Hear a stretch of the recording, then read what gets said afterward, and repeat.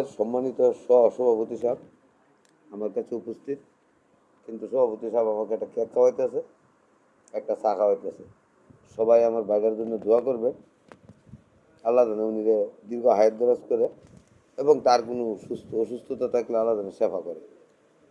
সবাই দোয়া করবেন। এই যে সভাপতি সাহেব আব্দুল আওয়াল সাহেব, সম্মানিত চৌরাস্তা মোড় আশরাফিয়া জামে মসজিদের সম্মানিত সভাপতি সাহেব আমাকে একটা কেক খাওয়াইতেছে আর একটা চা খাওয়াইতেছে। তো ভাই, আপনারা মসজিদের যে অসম্ভবত কাজগুলো আছে এগুলোতে আপনারা হাত দেন, জনগণ ইনশাল্লাহ আপনাদের পাশে থাকবে। কিন্তু আপনারা তো জনগণের দরজায় যাইতে হবে। যখন আপনার রোগ হইলে ডাক্তারের কাছে না গেলে ডাক্তার আপনি টিপ্পা টিপ্পা না কইতো এই রোগ তো অনেকটা ভরে দিব। তো আপনারও কাজটা ধরেন, জনগণ টাকা দিবে। জনগণ আল্লাহর মধ্যে মসজিদ মাদ্রাসার উন্নয়ন করার জন্য প্রস্তুত। তো ভাই, একটু কাজটা ধরেন।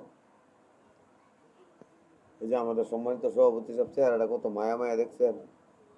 যে সময় সভাপতি সাহেব আপনার কাছে হাত বাড়িব ওই সময় আপনার দানে হাতটা বাড়া দিবেন, কারণ আমাকে তো চাইছি এটা কেক বেলেছে।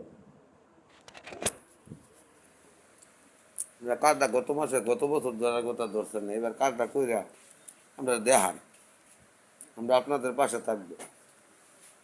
কারণ আপনারা কমিটি হওয়ার পর থেকে তো মসজিদে শুধু উন্নয়ন আর উন্নয়ন হইতেছে।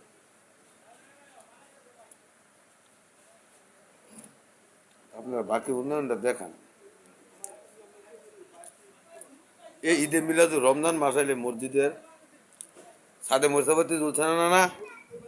হ্যাঁ, আবার ঈদে মিলাদুল নবীর মাহফিল হইছে না, মহরমের মাহফিল হইছে।